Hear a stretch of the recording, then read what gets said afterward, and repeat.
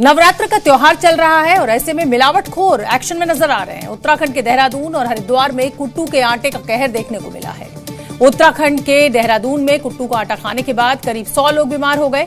घायलों को आनन फानन में अस्पताल में भर्ती कराया गया। हरिद्वार के लक्सर में भी कुट्टू का आटा खाने से कई लोगों की तबीयत बिगड़ गई। जैसे ही ये खबर मुख्यमंत्री धामी तक पहुंची तो वो फौरन एक्शन में नजर आए। मुख्यमंत्री ने घायलों से मुलाकात की और तत्काल एक्शन भी लिया। पूरा मामला देहरादून के विकासनगर का है, जहां कुट्टू का आटा खाने से करीब 100 लोग बीमार हो गए। सभी घायलों को आनन फानन में अस्पताल में भर्ती कराया गया। मुख्यमंत्री पुष्कर सिंह धामी ने खुद अस्पताल पहुंचकर मरीजों का हाल जाना। इतनी बड़ी संख्या में लोगों के बीमार होने से स्वास्थ्य विभाग में हड़कंप मच गया। पड़ताल हुई तो पता चला कि जिस कुट्टू का आटा खाने से लोग बीमार हुए वो आटा यूपी के सहारनपुर से सप्लाई हुआ था।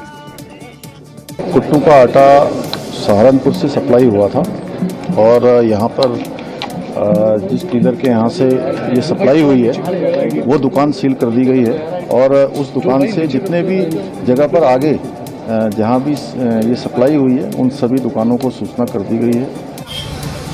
सीएम ने सख्ती से जांच के आदेश दिए। देहरादून से सहारनपुर तक खलबली मच गई। सहारनपुर में ताबड़तोड़ छापेमारी की गई। कई दुकानों से कुट्टू के आटों के कट्टे जब्त किए गए और कई दुकानों से सैंपल कलेक्ट किए हैं। उधर हरिद्वार की लक्सर में भी कुट्टू के आटे का कहर देखने को मिला। लोगों ने कुट्टू का आटा खाया तो तबीयत बिगड़नी शुरू हो गई, जिसके बाद लोगों को अस्पताल में भर्ती कराया गया। मरीजों के परिजनों ने बताया कि उन्होंने कुट्टू का आटा गांव की ही दुकान से लिया था, जिसके बाद प्रशासन हरकत में आया। दुकानों में ताबड़तोड़ छापेमारी हुई। और आप देख रहे होंगे कि सुबह मैं देहरादून हॉस्पिटल गया था और 60 लोग वहाँ बीमार हुए थे और ये भी पता चल गया कि किस दुकान से वो आटा आया था। ये भी पता चल गया कि किस मंडी से आया था। ये सारी बातें आइडेंटिफाई हो गई हैं और तत्काल प्रभाव से उन दुकानों को सीज भी कर दिया गया। उनके खिलाफ कार्रवाई भी कर दी गई है। हमारे माननीय मुख्यमंत्री जी भी आज सब हॉस्पिटल में मरीजों को देखने गए थे। मैं कह सकता हूँ कि सभी मरीज अब खतरे से बाहर हैं। अभी मैं हरिद्वार आया हूँ तो यहाँ भी 18 मरीज जो है हमारे जो लक्सर क्षेत्र है वहाँ पे बीमार हुए हैं। मेरे सीएमओ भी गए थे वहाँ, मेरी भी लगातार बात हो गई है। मैं भी हॉस्पिटल गया था तो यहाँ भी जिलाधिकारी को भी और खाद्य सुरक्षा विभाग को भी आदेश दे दिए हैं कि जहाँ से भी ये आटे की सप्लाई हुई है उनके खिलाफ कार्रवाई भी करने के निर्देश दे दिए गए हैं और उनकी दुकानों को सीज करने के भी निर्देश दे दिए गए। वो देहरादून का तो कनेक्शन यह है कि वो सहारनपुर से आया है। हरिद्वार के है कि अभी सीएमओ बताएगा, क्योंकि उसकी एक बड़ी चेन है। तो जैसे पता चल जाएगा उनके खिलाफ भी कार्रवाई होगी।